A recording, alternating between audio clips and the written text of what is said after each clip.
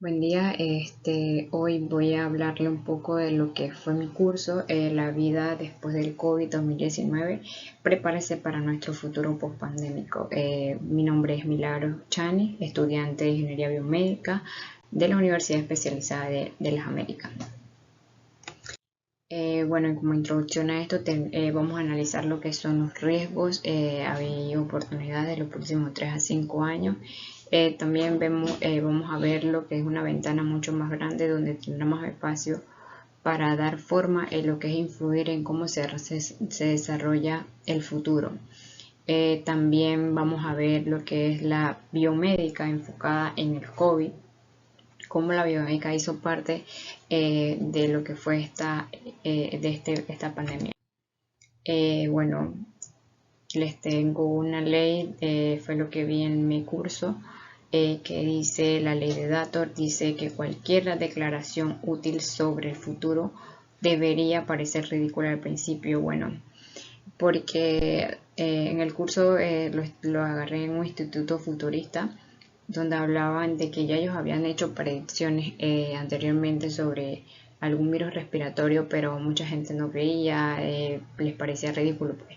Entonces, siempre cuando uno piensa algo o dice algo que va a pasar más adelante, la gente siempre dice que es como una ridiculez. Entonces, digo que por esto fue esta ley. Algunos de los puntos que voy a ver, que les voy a mostrar en lo que es esta pequeña presentación, es la mentalidad pospandémica, los retos que definirán la recuperación pospandémica y el enfoque a la biomédica. Como primer punto tenemos mentalidad pospandémica, vamos a ver qué es exactamente la mentalidad pospandémica, y esto está definido más que nada como liberarse de lo que es el ruido del día a día, de cada semana, de lo que está sucediendo en lo que es el COVID. Entonces, esto ya sería una mentalidad pospandémica. Tenemos que adaptarnos a una perspectiva posterior a la pandemia. Durante todo esto del COVID, de la pandemia, han surgido muchas incógnitas, y una de estas es qué tan rápido nos vacunaremos todos de lo que es esta enfermedad, que si las nuevas variantes provocarán reinfecciones o reducirán lo que es la eficacia de la vacuna, lo que es la vacilación o la iniquidad de distribución de la vacuna condicionarán a más mutaciones o a variantes contagiosas o peligrosas, cuando exactamente terminarán todas las restricciones, porque sabemos que hemos tenido muchas restricciones también, en cuanto que hay cuarentena total, que habían días que no se podrían salir, por lo menos ahora las restricciones de tal hora uno tiene que llegar a casa. Entonces son muchas de las preguntas que muchas veces nos hacemos cuando va a terminar todo esto. Y bueno, tenemos que adaptarnos por ahora, porque según lo que estudié, de lo que han ocurrido en otras pandemias, esto dura de 3 a lo que son 5 años muchas veces. Bueno, también vamos a ver lo que son los patrones de cambio. Tenemos el patrón de cambio de crecimiento pospandémico, el patrón de cambio de restricción pospandémica, también tenemos el patrón de colapso pospandémico y el patrón de lo que es la transformación pospandémica. Entonces, lo que fue el crecimiento, vimos cómo se fueron desarrollando nuevas cosas, cómo cuando hablo de nuevas cosas, cómo las personas comenzaron a investigar más sobre lo que fue el virus. Eso es un crecimiento, es un factor súper importante de cambio. Los investigadores comenzaron a ver qué se podía hacer para curar lo que fue la pandemia, comenzaron nuevas investigaciones, las personas se enfocaron en hacer proyectos, por lo menos las personas que están en la ingeniería biomédica, a ver cómo hacían proyectos, robots que pudieran manejar, y evitar que las personas de los centros de salud, instituciones de salud, tuvieran como un contacto con los pacientes así, pues, con COVID. Entonces vimos cómo creció el sector salud, en el crecimiento de que las personas quieren estudiar ahora lo que es mal, lo que tenga que ver más con la medicina, entonces con el área de salud. Entonces eso es un buen punto, fue uno de los cambios y vimos que se vio crecimiento en lo que fue esa área. Vimos el patrón de restricción que aún lo tenemos, como comentaba antes, estamos todavía restringidos, todavía tenemos cuarentena, todavía salimos a tal hora y tenemos que llegar a tal hora a la casa. Entonces vemos que esto es uno de los puntos de restricción. También el distanciamiento social, que no puedes conversar, que no puedes abrazar a tu familiar, que esto. Entonces ese es uno de los puntos. Es uno de los patrones que se pudieron haber presentado después de la pandemia, porque, bueno, no ha pasado, pero aún nosotros no podemos tener contacto con tus familiares tan directo siempre. Tú no puedes abrazar a tu ser querido, uno no puede salir más tarde de las 10 de la noche por lo menos.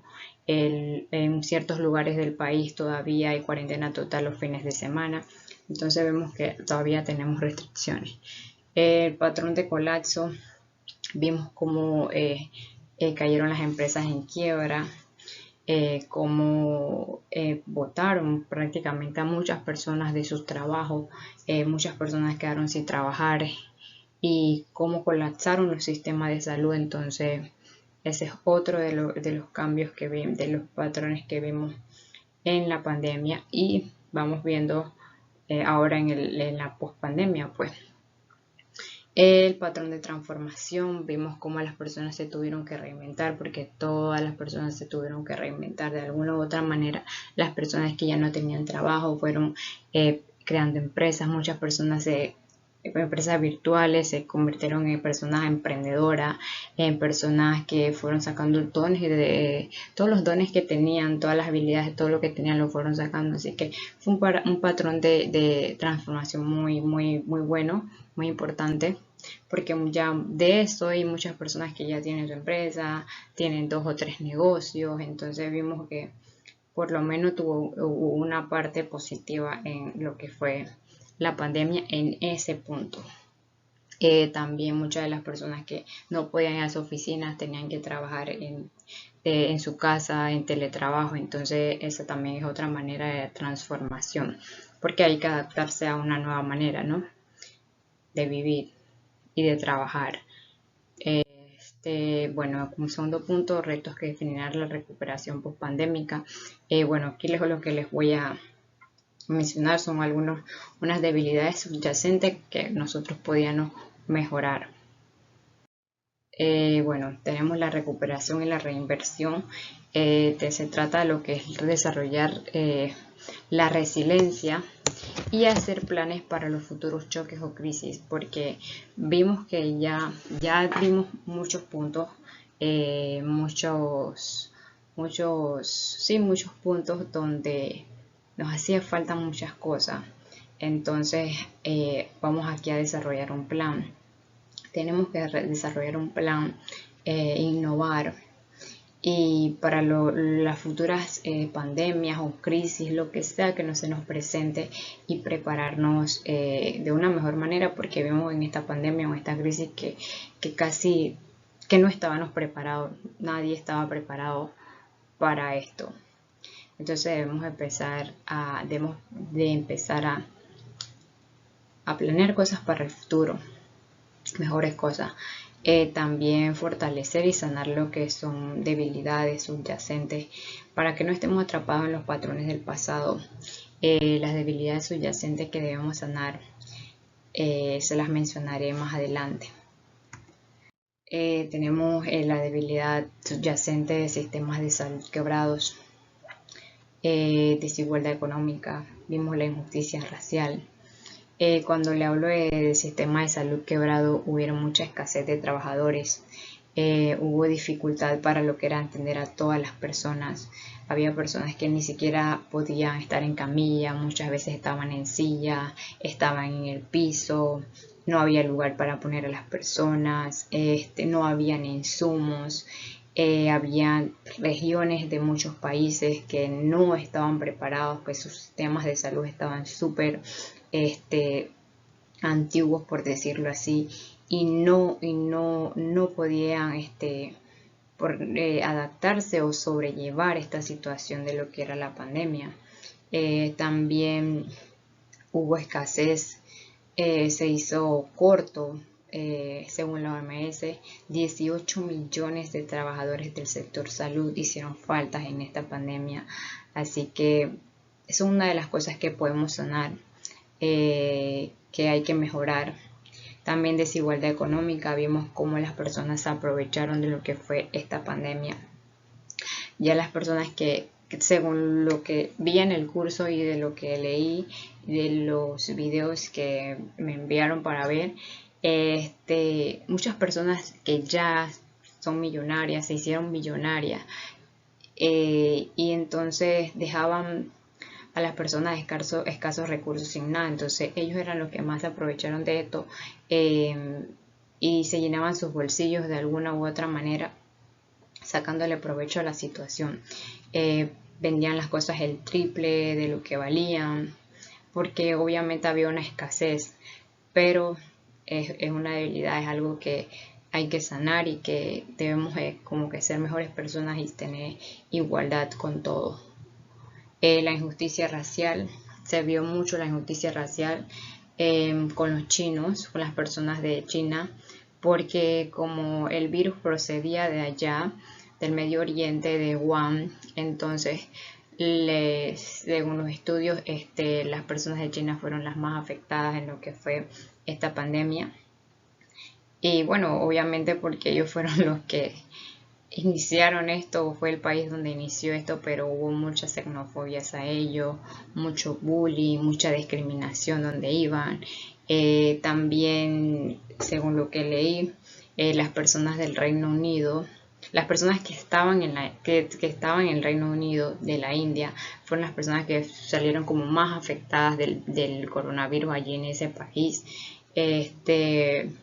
Porque no eran atendidos bien, solamente atendían bien a las personas que procedían de ahí del Reino Unido, no a las otras personas. Entonces había muchas personas de la India, fueron las personas que más fueron afectadas.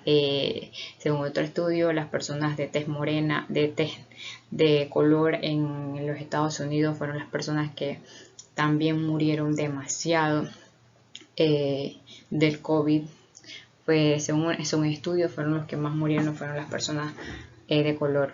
Así que aquí vemos lo que es la injusticia racial. Y es una debilidad que también debemos mejorar, no tenemos que discriminar a nadie, tenemos que cambiar esta manera de ser de las personas, tenemos que hacer muy bien al prójimo, sea lo que sea que hayan hecho, que hayan cometido, debemos ser mejores personas. Otra debilidad subyacente tenemos lo que fue la cadena de suministros frágiles. Como sabemos, casi todas las cosas son fabricadas, son hechas en China. Vimos que nos quedamos escasos de lo que eran mascarillas, de todo, de lo que era el alcohol, la gel alcoholada, escasos de papel higiénico, de muchas cosas, casi de alimentos también hubo escasez. Entonces vimos que la cadena de suministro estaba muy frágil, y es una de las cosas que se debe mejorar. Hay tantos países que hay que ponerse a innovar, a crear nuevas ideas para que no solamente China, por decirlo así, sea el país de que todo proceda de allá, pues. Divisiones políticas, vimos demasiada división política entre los mismos partidos, la misma gente del gobierno, el gobierno con el pueblo. Y bueno, también es una de las cosas que se puede cambiar. Emergencia climática, deforestaciones, daños al ambiente, contaminaciones al agua. Y bueno, yo solo les puedo decir que necesitamos nuevas ideas de innovaciones en todos los sectores, todos los sectores, el sector de negocio, el sector de educación, en la ciencia, en la tecnología, en la salud, en el arte. Necesitamos reinventarnos mucho, en la alimentación también, en los sistemas de salud. Debemos de mejorar muchas cosas, así que hay que aprender a pensar y a tener nuevas ideas e innovaciones para que tengamos, digamos, para que estemos preparados si llega a pasar alguna otra pandemia, si llega a suceder alguna otra crisis, si pasa alguna otra tragedia, estemos preparados como seres humanos, que estemos preparados en todos los puntos, para que no nos vaya tan mal y no tengamos tantas debilidades como la que hemos visto. Bueno, el enfoque a la biomédica.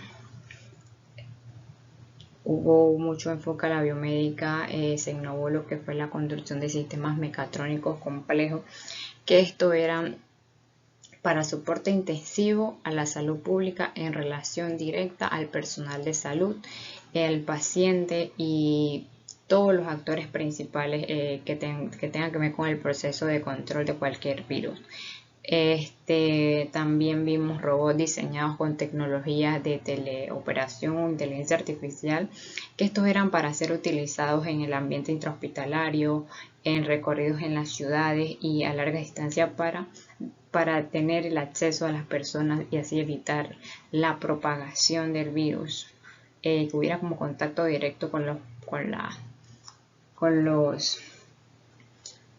doctores, con todas las personas que tienen que ver con el contacto de los pacientes, pues.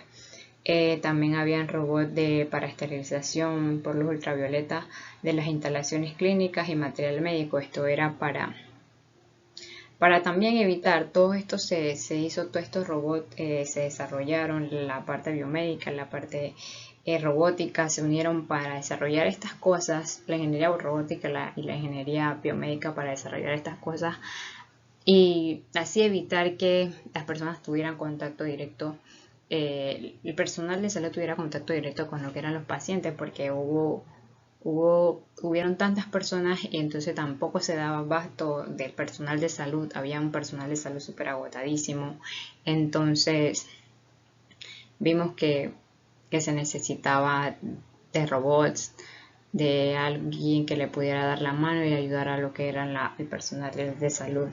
También se creó un monitoreo, un sistema de monitoreo de signos vitales con lo que fuera un brazo robótico teleado para medir lo que era la temperatura de los pacientes. Así que esto también fue un punto importante de la biomédica. También se creó un dispositivo biomecatrónico llamado cápsula endoscópica.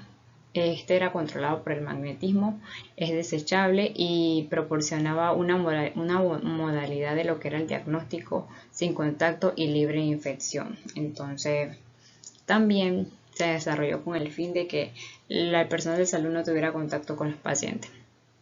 Vemos también que la biomédica se enfocó mucho en el COVID, pues las personas de la ingeniería biomédica, muchos investigadores se enfocaron mucho y comenzaron a desarrollar, a crear nuevas cosas, había nuevos proyectos.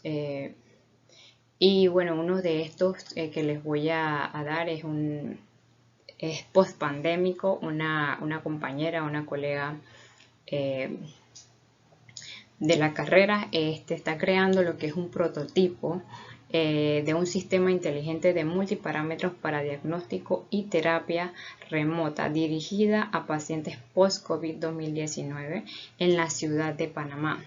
O sea que vemos como la biomédica también ha hecho que, por lo menos la biomédica, el COVID ha hecho que las personas comiencen a desarrollar nuevos dispositivos para lo que es el cuidado post-COVID, que es lo que trataba mi curso del futuro después del COVID, y ya vemos que por lo menos una compañera va a desarrollar, por decirlo así, o a crear algo que tenga que ver con estos pacientes que fueron afectados en su momento por el COVID-2019. Aquí les muestro lo que fue mi certificado de finalización del curso. Este curso es muy interesante. Estas personas ya habían predicho lo que era esta enfermedad respiratoria. Nadie les había creído. Les voy a decir uno de los juegos que hacen en sus predicciones, y uno de esos es trasladarse como a 10 años en el futuro y poner por lo menos 100 cosas que son verdaderas en el momento, en el día de hoy. Es poner 100 cosas que son verdaderas y luego esas 100 cosas invertirlas. Entonces, por ejemplo, digamos que hoy, los ejemplos que daban, hoy yo puedo abrazar a mi abuela. Hoy yo puedo manipular un monitor de signos vitales. Hoy yo puedo andar sin mascarilla. Bueno, esas cosas ahora invertirlas. Esas cosas se invierten y, por decirlo así, dentro de 10 años, pues entonces hoy no puedo abrazar a mi abuela. Hoy no puedo andar sin mascarilla. Entonces es un juego muy interesante. Son 5 minutos, se llama 5 minutos en el futuro, y son 100 cosas que uno tiene que una lista de 100 cosas que son verdaderas, y luego de esas 100 cosas invertirlas. Todo esto es un juego de predicción que hacen en lo que es el Instituto para el Futuro. Bueno, con esto es todo lo que tengo para hoy. Esta es mi presentación de lo que fue el curso, de lo que pude observar, lo que vi. Hubieron otras cosas más que son también muy interesantes, pero por cuestiones de tiempo hasta aquí. Muchas gracias por su atención a todos.